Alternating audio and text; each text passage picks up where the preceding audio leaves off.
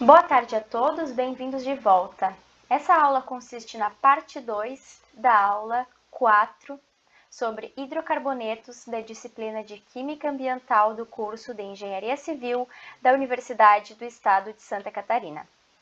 Nesta aula abordaremos os alcenos, suas principais nomenclaturas, reações de obtenção, algumas outras reações de oxidação envolvendo esses compostos orgânicos, bem como as propriedades físicas. Os alcenos são hidrocarbonetos insaturados. Essa insaturação é marcada, no caso dos alcenos, por ao menos uma ligação dupla.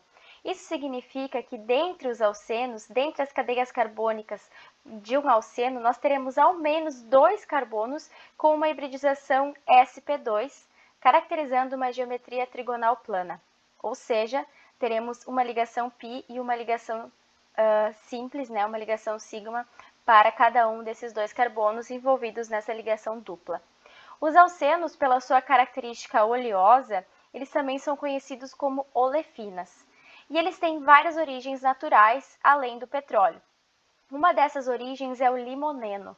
O limoneno é um grande subproduto das indústrias de alimentos, né, envolvendo principalmente limão e laranja. E o limoneno ele é um alceno presente nos óleos de limão e laranja e ele é muito utilizado para processos de síntese verde de polímeros, visto que ele é um alceno insaturado, né? E que permite, então, a formação de polímeros a partir desse composto e a partir de uma fonte verde, não sendo de petróleo, né? Então, processos de polimerização a partir de biomassa. Ainda, os alcenos são encontrados em outros tipos de alimentos, como, por exemplo, na cenoura. Esse alceno correspondente à cenoura ele é o beta-caroteno, que possui 12 insaturações, ou seja, 12 ligações duplas, e ele é uma fonte de vitamina A. Os alcenos, no geral, eles são muito utilizados como intermediários para a fabricação de polímeros, visto que sua dupla ligação permite um estendimento da cadeia através de um processo de polimerização. O eteno, por sua vez, que é o alceno mais simples da química orgânica, ele é o composto orgânico mais consumido do mundo, utilizado também como intermediário para a fabricação de polímeros e para processos de amadurecimento de frutas, como por exemplo o amadurecimento de tomates. Os alcenos possuem fórmula geral CnH2n, ou seja, um alceno contendo 2 carbonos necessariamente terá 4 hidrogênios. Aqui já percebemos que temos 2 hidrogênios a menos para os alcenos do que para os alcanos, conforme vimos na última aula. Algumas sínteses relacionadas aos alcenos. O propileno e o etileno são obtidos através de um processo de craqueamento térmico do petróleo. Nesse caso, se utiliza altas temperaturas para separar frações orgânicas do petróleo. O eteno, representado por essa molécula, ele é o intermediário para a fabricação do polietileno, que é um polímero muito utilizado no cotidiano, de sigla PE, enquanto o polipropileno é utilizado como monômero, né, intermediário para a fabricação do polipropileno, sigla PP. Esses 2 polímeros são muito utilizados principalmente para a fabricação de embalagem e armazenamento de alimentos. Ainda, esses 2 monômeros, no caso, esses 2 alcenos, são utilizados como intermediários para a síntese do etileno-glicol, no caso do eteno, e também para a síntese do ácido acético, no caso do eteno. O ácido acético seria o último produto da oxidação de um aldeído ou de um álcool primário, né? E esse ácido acético é correspondente ao vinagre, tem um cheiro muito característico ao do vinagre. Então, esses 2 compostos, esses 2 alcenos, são os compostos orgânicos mais utilizados industrialmente para a fabricação e síntese de outros produtos.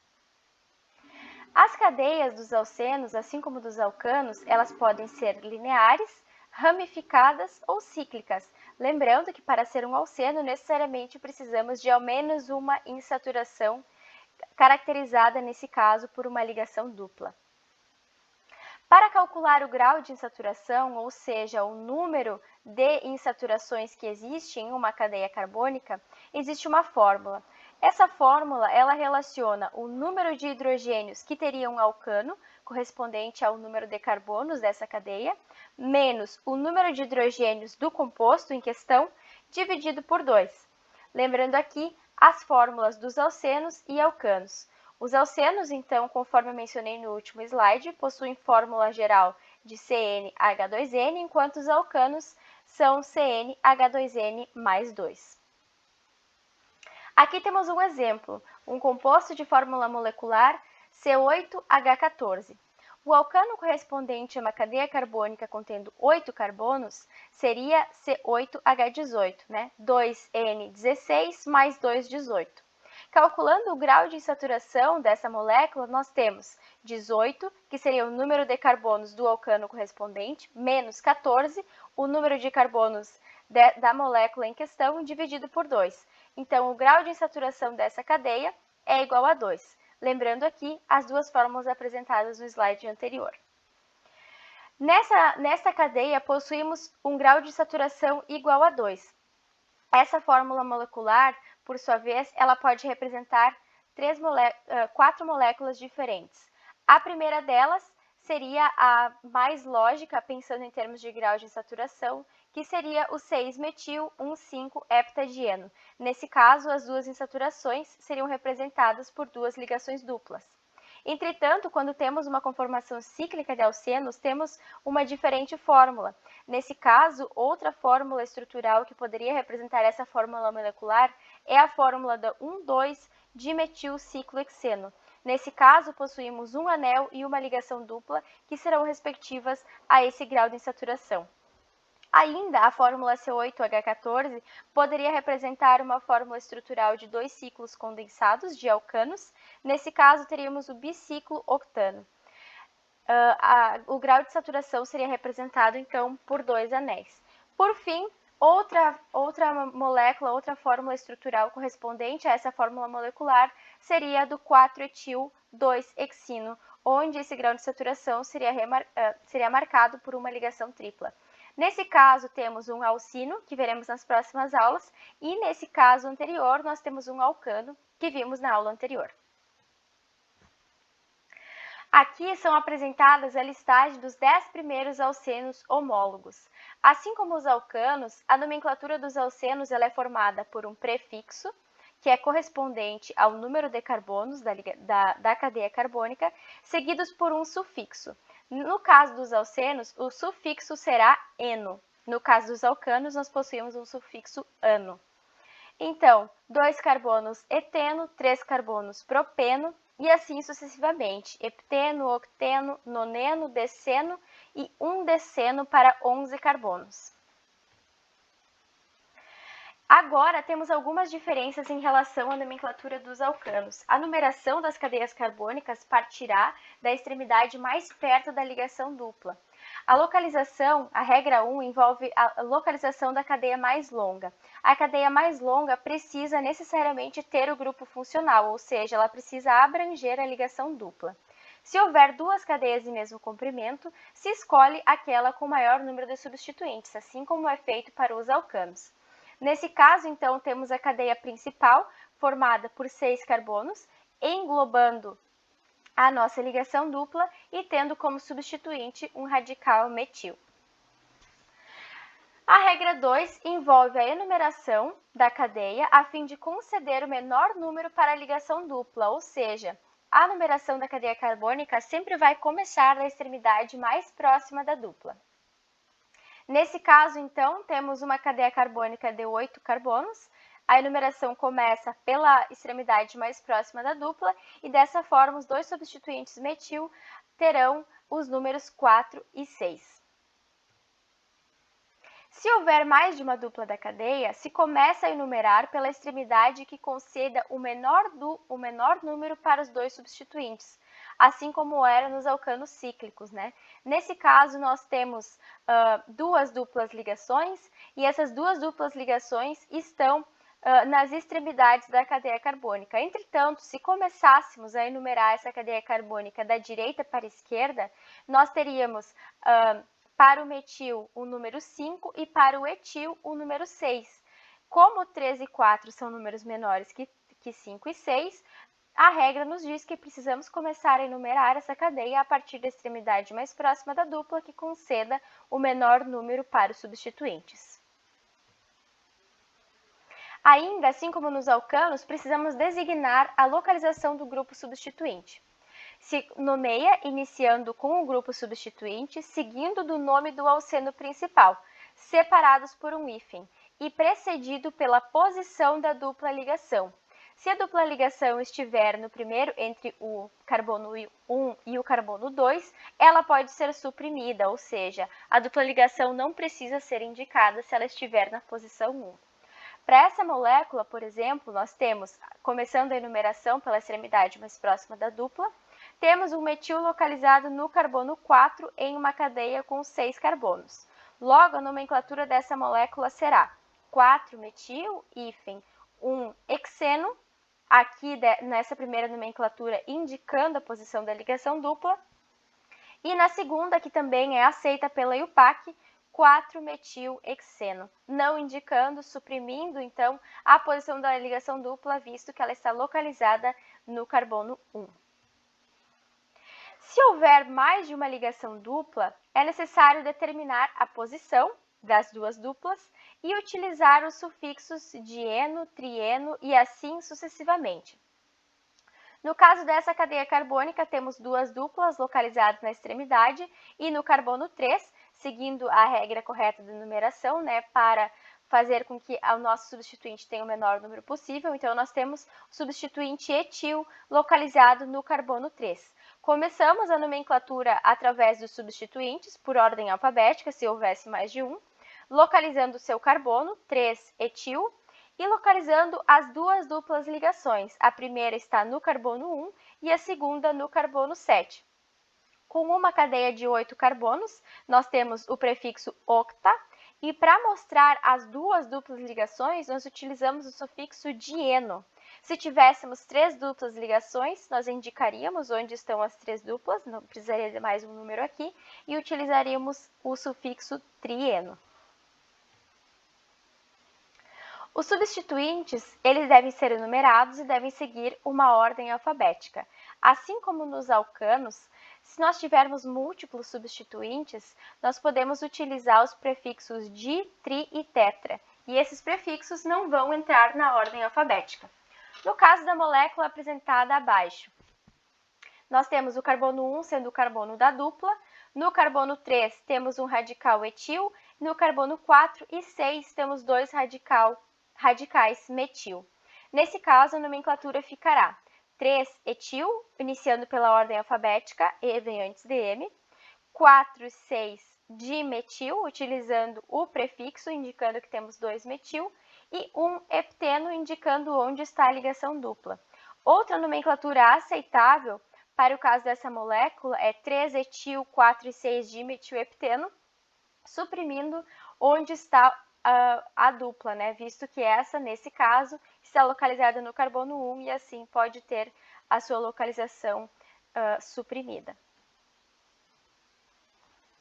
Nesse caso aqui, temos alguns exemplos mostrando nomenclaturas de alcenos. O primeiro exemplo consiste em uma cadeia com 5 carbonos e 2 duplas. Logo, é preciso indicar as duplas, que estão localizadas no carbono 1 e 4 de uma cadeia de 5 carbonos. Utilizamos o sufixo dieno para mostrar que temos duas ligações duplas. Logo, o nome dessa cadeia será 1,4-pentadieno. Aqui, novamente, temos outra cadeia contendo uma ligação dupla. Nesse caso, percebam, não começamos a enumerar dessa extremidade, e sim dessa, visto que no momento que partimos para a numeração a partir desta metila, desse CH3, nós temos uma maior cadeia carbônica em questão, contendo 6 carbonos. Se enumerássemos, então, aqui da esquerda para a direita, teríamos apenas 6 carbonos, e aqui temos 7. Então, a ligação dupla está localizada entre o carbono 3 e o carbono 4, visto que precisamos iniciar a enumeração pela extremidade mais próxima da ligação dupla. E, portanto, nessa conformação, nós temos um radical metil localizado no carbono 3. Logo, essa molécula se chamará 3-metil, 3-hepteno, Então, o carbono 3 é o carbono que possui um radical metil e uma ligação dupla. Por último, aqui temos então novamente uma molécula contendo duas ligações duplas. Então, temos um alceno insaturado com duas duplas, grau de insaturação igual a 2. Nesse caso, se começa a enumerar pela extremidade mais próxima da ligação dupla, né, da primeira ligação dupla. Aqui, se a gente fosse analisar, seria meio lógico, se fosse um alcano, começar a enumerar por essa extremidade, visto que aqui nós teríamos um menor número do substituinte. Mas no caso de alcenos, a regra máxima é a extremidade mais próxima da dupla. Logo, o carbono 1 será esse, e as ligações duplas estarão localizadas no carbono 1 e 3. O carbono 4 terá, portanto, um radical metila. Esse composto se chamará, portanto, 4-metil, 1 e 3 pentadieno. Novamente, o pentadieno, mas nesse caso substituído. Os alcenos cíclicos, eles seguem a mesma regra de nomenclatura dos alcanos cíclicos. No caso, é utilizado apenas o prefixo ciclo antes do alceno correspondente, do alceno acíclico, né? Nesse caso, nós temos uma cadeia cíclica de 5 carbonos com uma insaturação, uma dupla. Temos um ciclo penteno, ciclo buteno, ciclo hexeno e assim sucessivamente, né? Para a regra de numeração, o carbono, a ligação dupla, ela vai estar sempre entre o carbono 1 e 2 para um ciclo contendo apenas uma insaturação. Então, aqui no caso desse primeiro exemplo, nós temos a insaturação entre o carbono 1 e 2. Aqui, para esse ciclo buteno, também temos a insaturação entre o carbono 1 e 2. E aqui, nesse caso, como nós temos uma molécula simétrica, né? Tanto faz se a gente começar a numerar por aqui ou por aqui, né, as duas duplas ligações teriam o mesmo número, visto que é uma molécula simétrica. Mas se não fosse, seria a numeração partindo, né, de uma extremidade de dupla, fazendo que a primeira dupla estivesse entre o carbono 1 e 2 e a segunda dupla assumisse o carbono com a menor numeração possível. Para alcenos cíclicos substituídos, a dupla, conforme eu já mencionei anteriormente, sempre estará entre o carbono 1 e 2 e ela não precisará ser indicada. Ainda, a numeração ela é realizada de forma aos substituintes obterem a menor numeração possível, assim como era feita no caso dos alcanos, né? Nesse caso aqui, temos a ligação dupla entre o carbono 1 e 2, né? E a numeração começa nesse carbono aqui. Por que ela começa nesse carbono? Porque dessa forma, o substituinte etil, ele apresenta a menor numeração possível, né? Se começássemos por aqui e seguíssemos o sentido anti-horário, nós teríamos um etil substituído no carbono 5. Portanto, a nomenclatura correta para essa molécula é 3-etil-ciclopenteno. Aqui, novamente, reiterando, né, que não é necessário indicar, quando temos apenas uma dupla, não é necessário indicar onde ela está localizada para os ciclos. Nesse caso aqui, temos, então, 2-metil substituídos nesse ciclo hexeno, né? Começamos a numeração por aqui, onde a dupla ligação está entre o carbono 1 e 2, e dessa forma assume numeração 4 e 5 os dois radicais metila. Vocês podem verificar que nessa molécula também temos uma molécula simétrica. Se começássemos a enumerar por aqui, teremos o mesmo número para os dois radicais. Logo, a nomenclatura para essa molécula é 4,5-dimetilciclohexeno. Aqui temos uma molécula interessante, né? Nós temos dois grupamentos, um metil e um etil, e a numeração ela vai começar por aqui de forma que os dois substituintes obtêm o menor número possível. Então, nós temos um metil substituído no carbono 3 e um etil substituído no carbono 4, fazendo com que essa molécula assuma a nomenclatura de 4-etil, 3-metil-ciclohexeno. Por fim, essa molécula. Aqui temos uma pegadinha, né, pessoal? É muito fácil se confundir numa molécula como essa aqui. Então, a numeração começa pelo 1 aqui e pelo 2 aqui. Pensando logicamente, nós começaríamos pelo 1 aqui, né? Visto que seria a extremidade mais próxima da dupla e mais próxima de uma ramificação. Porém, nós temos aqui nós temos que seguir a regra do etil. O etil vai aparecer primeiro nessa nomenclatura. Aqui, pessoal, nós temos um erro. O etil vem antes do metil para seguir a ordem alfabética. E essa numeração é feita de forma ao etil, que vai ser o primeiro substituinte, de forma a ele assumir a menor numeração possível. E a menor numeração possível para esse etil é o 5. E para o metil é o 1. E não 2, 3 e não 2 e 4, sim 1 e 5. Então, essa molécula se chamará 5-etil 1-metil-ciclohexeno. Novamente falando, aqui temos um erro, o etil vem primeiro que o metil por causa da ordem alfabética. Então, não é 4-metil, 2-etil-ciclohexeno, né? A numeração vai começar daqui para cá e não daqui para cá.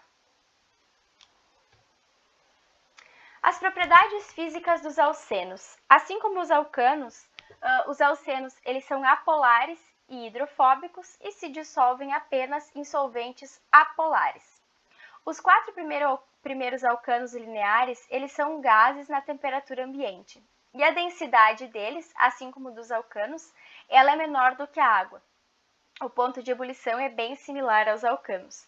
Novamente, enfatizando do porquê que a densidade desses hidrocarbonetos é baixa, porque nós temos forças intermoleculares envolvidas, como sendo forças de dispersão, forças de London, que são as de polo induzido e dipolo induzido. Essas forças, elas são as mais fracas forças intermoleculares, fazendo com que o grau de compactação dessas moléculas seja pequeno, e assim elas apresentem uma pequena densidade.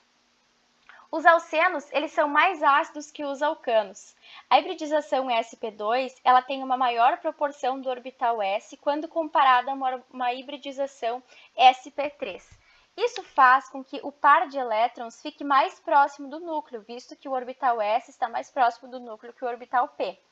Essa maior proximidade do núcleo leva aos alcenos uma maior eletronegatividade quando comparada aos alcanos, e assim como a eletronegatividade é um fator que afeta diretamente a acidez, né, quanto mais eletronegativo o átomo ligado, maior vai ser o potencial ácido, nós temos que os alcenos são mais ácidos do que os alcanos.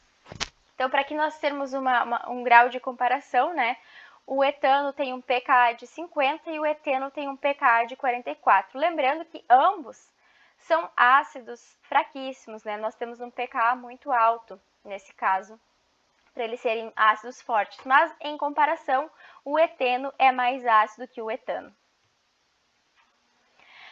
A preparação dos alcenos, no geral, ela é realizada a partir de reações de eliminação. Então, a síntese dos alcenos é oriunda de reações de eliminação.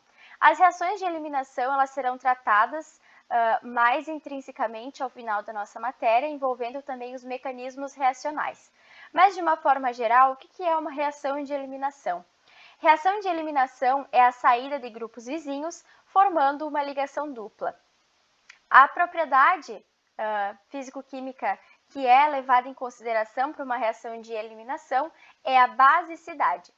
As principais reações de eliminação utilizadas para a obtenção dos alcenos são a desidrohalogenação dos aletos de alquila e a desidratação de álcoois, que vão ser vistas a seguir. A desidrohalogenação dos aletos de alquila, ela consiste em reagir um aleto de alquila, nesse caso, desse exemplo, nós temos um aleto envolvendo o halogênio bromo, e esse aleto de alquila ele vai ser submetido a um meio com uma base, nesse caso, a base utilizada vai ser o etanol, então o meio reacional, o solvente, vai ser o mesmo da base, né? Nesse caso, vai ser uma base que perdeu o hidrogênio. E assim teremos a saída desse grupo, desse halogênio, para a formação de uma ligação dupla. Então, aqui nós vemos que temos a formação de dois produtos, né? Com uma ligação dupla localizada em duas partes distintas dessa cadeia carbônica. O 2-metil-2-buteno ele é formado em maior proporção, 69%, em detrimento ao 2-metil-1-buteno, 31%. Isso significa que esse produto formado em maior proporção, ele é mais termodinamicamente favorável, né? A sua formação é favorecida de forma termodinâmica, né? E ele é mais estável. Ainda existe uma regra que prevê que a ligação dupla ela é formada preferencialmente entre o carbono, que contém o grupo de partida, então o carbono contendo o grupo de partida é esse aqui, e o átomo de carbono adjacente mais substituído que possui hidrogênio. Então, o átomo de carbono adjacente seria esse. Por essa razão, pela explicação dessa regra, que nós temos a formação maior do 2-metil-2-buteno em detrimento ao 2-metil-1-buteno, né? Nós temos esse carbono adjacente ao invés do carbono posterior ao carbono inicial contendo o grupo de partida, que é o haleto de alquila. A desidratação de álcoois, da mesma forma, ela é uma reação de eliminação. Nesse caso, a desidratação de um álcool, nesse caso aqui sendo o etanol, que é um álcool primário, ela ocorre a uma temperatura de 180 graus com a concentração de um ácido muito forte, nesse caso o ácido sulfúrico. A desidratação de um álcool, então, vai fazer com que esse radical hidroxila saia da molécula, formando o eteno, né? Formando uma ligação dupla entre os dois carbonos correspondentes e liberando, nesse caso, água, né? A água é proveniente, então, do OH, que saiu do etanol, com o hidrogênio proveniente do ácido. Essas duas reações elas vão ser abordadas posteriormente em nossa aula sobre reações de eliminação, assim como seus mecanismos e etapas. As características da desidratação de álcoois. Então, é uma reação favorecida a temperaturas mais altas, conforme eu mencionei anteriormente, é uma reação que necessita de aproximadamente 180 graus para acontecer. Os ácidos mais utilizados são ácidos fortes, como o ácido sulfúrico. E quando possível, o sistema mais substituído ele é formado preferencialmente. Isso significa que assim como na eliminação apresentada dos haletos de alquila, né, nós temos o favorecimento da formação de um sistema mais substituído possível. A facilidade de eliminação de água ela aumenta com o aumento da substituição de carbono que contém a hidroxila. Então, no caso, um álcool terciário ele é mais passível a sofrer uma desidratação do que um álcool secundário, e este é mais propenso a sofrer essa desidratação do que um álcool primário. Isso significa que é mais fácil desidratar um álcool terciário do que um álcool primário, por exemplo, visto que esse é mais substituído, né? Que no caso temos um carbono ligado a 3 radicais, né? Ou seja, 3 outros carbonos, e aqui teríamos um carbono ligado apenas a um carbono. Agora, por fim, trataremos sobre a oxidação dos alcenos. Relembrando o conceito de oxidação, oxidação é a entrada de um átomo mais eletronegativo da molécula e a saída de um hidrogênio. Existem 3 tipos principais da oxidação dos alcenos. A primeira delas é a oxidação branda. A oxidação branda sempre vai envolver a formação de diálcois, vai utilizar para mecanismo reacional um meio básico, levemente básico, né? E como catalisador, e como no caso o agente oxidante, vai utilizar um reagente de Bayer. Nesse caso, é o permanganato de potássio. Então, aqui temos um exemplo de oxidação branda, né, do eteno. Nós temos 2 átomos de oxigênio reagindo com o eteno em um meio levemente básico, meio aquoso, levemente básico, com o permanganato de potássio. Nesse caso, vai haver a formação de um diálcool, que é o etan 1,2-diol, também conhecido como etileno glicol. Antes, nos slides anteriores, eu mostrei que o eteno era um intermediário para a fabricação do etileno glicol, né, que é um produto industrial largamente utilizado.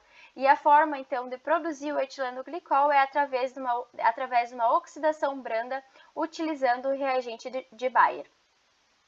Ainda aqui temos um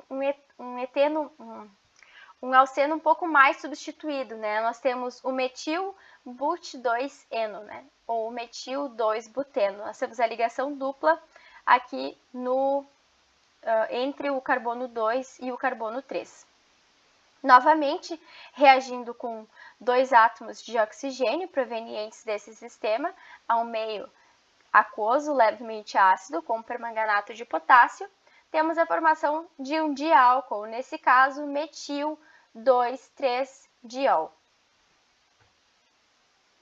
A oxidação energética, por sua vez, ela vai se diferenciar um pouco da oxidação branda. Nós vamos ter diferentes produtos de acordo com a classificação dos carbonos. Um carbono primário, para uma oxidação energética, ele vai produzir CO2 e água. Nesse caso, teríamos como exemplo uma reação de combustão, né? Uma oxidação energética. O carbono secundário, por sua vez, vai produzir ácido carboxílico e o carbono terciário vai produzir uma acetona. Essa reação ela sempre acontece em meio ácido, diferente da oxidação branda, que acontece em meio levemente básico, e os agentes oxidantes, além do permanganato de potássio, é o dicromato de potássio, que também pode ser utilizado como agente oxidante de uma oxidação energética. Aqui temos alguns exemplos de reações envolvendo oxidação energética de alcenos. Aqui, nesse caso, nós temos dois carbonos secundários envolvidos, então, nessa ligação dupla. Como produtos, né, carbonos secundários produzem ácidos carboxílicos, nós vamos ter dois ácidos carboxílicos. Como é feita a previsão dos ácidos a serem formados? É como se houvesse uma cisão nessa ligação dupla aqui, né? Essa oxidação vai envolver essa cisão dessa ligação dupla. Então, os dois ácidos carboxílicos, nesse caso, um deles será correspondente a essa primeira parte dessa molécula de alceno, com a entrada, então, da carbonila e da hidroxila, né? Que é o grupamento funcional do ácido carboxílico, e o segundo ácido carboxílico vai ser correspondente à parte secundária dessa cisão, né? Que seria esses dois carbonos aqui, novamente com a entrada do grupo funcional do ácido carboxílico. Lembrando, essa reação acontece em um meio ácido, diferentemente da oxidação branda, com um certo calor requerido, e os oxidantes utilizados, permanganato de potássio ou dicromato de potássio. Agora, um segundo exemplo, nós temos a ligação dupla localizada entre um carbono primário. Nesse caso, esse carbono primário, então, é ligado apenas a um outro carbono e dois hidrogênios, e um carbono secundário. Como produtos, então, nós teremos sim um ácido carboxílico, que vai ser correspondente à cisão desta molécula aqui, né, a cisão desta dupla. Então, o ácido carboxílico vai ser o ácido acético, visto que temos dois carbonos, esse que vai ser o ácido carboxílico, e o carbono primário, como a própria regra já diz, vai produzir CO2 e água. Aqui, por outro lado, nosso terceiro e último exemplo, nós temos a ligação dupla entre um carbono secundário e um carbono terciário. Como também temos carbonos com classificações diferentes, teremos produtos diferentes, né? Os produtos iguais apenas para esse primeiro exemplo, visto que temos dois carbonos secundários. Então, aqui nós teremos, como a cisão dessa molécula na ligação dupla, nós teremos o primeiro produto sendo um ácido carboxílico contendo dois carbonos, que vai ser correspondente a essa molécula aqui. E, por fim, a esse terceiro, essa parte secundária dessa cisão, nós teremos a formação de uma acetona. Nesse caso, a propanona, né? Uma acetona com 3 carbonos, 1, 2 e 3. Por fim, a última oxidação dos alcenos é a ozonólise. A ozonólise também vai gerar produtos diferentes de acordo com a classificação dos carbonos. A ozonólise vai envolver o ozônio nessa oxidação e os catalisadores utilizados são geralmente catalisadores à base de zinco. Sempre as reações de ozonólise vão formar dois produtos e peróxido de hidrogênio. O carbono primário, por exemplo, como é o caso do eteno, vai sempre formar aldeídos. Nesse caso, vão ser formados dois formaldeídos. Sempre dois produtos, né? Todas as oxidações vão formar dois produtos. Os carbonos secundários vão formar dois aldeídos. Os carbonos terciários, por sua vez, formarão duas cetonas e um carbono secundário e um carbono terciário vai formar um aldeído e uma cetona. Aqui no caso nós temos produtos bem parecidos com a última oxidação apresentada, né, que foi a oxidação energética, mas no caso carbonos secundários para oxidação energética formam ácidos carboxílicos e nesse caso da ozonólise formam aldeídos. E aqui nós temos as reações envolvidas.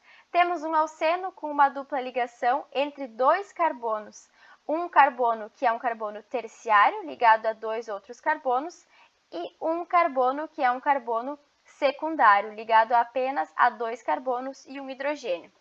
Então, a presença de ozônio, o intermediário dessa reação vai ser um ozonídeo. Isso já envolve aqui mecanismo reacional, que não é o interesse dessa parte do assunto dessa disciplina. Aqui, então, esse ozonídeo, através do meio aquoso e o catalisador de zinco, vai formar uma cetona oriunda desse carbono terciário, tá? Um aldeído oriundo desse carbono secundário. Novamente, nós temos, conforme as outras oxidações, nós temos um exemplo como uma clivagem, né, uma cisão dessa ligação dupla. Então, a cetona ficará com essa primeira parte desse carbono terciário, representada por essa molécula. A segunda parte, então, vai ser um aldeído, né? O aldeído, a função orgânica, a carbonila localizada ao final da cadeia, como é aqui. E também a formação do peróxido de hidrogênio. Aqui nós terminamos o nosso conteúdo sobre os alcenos.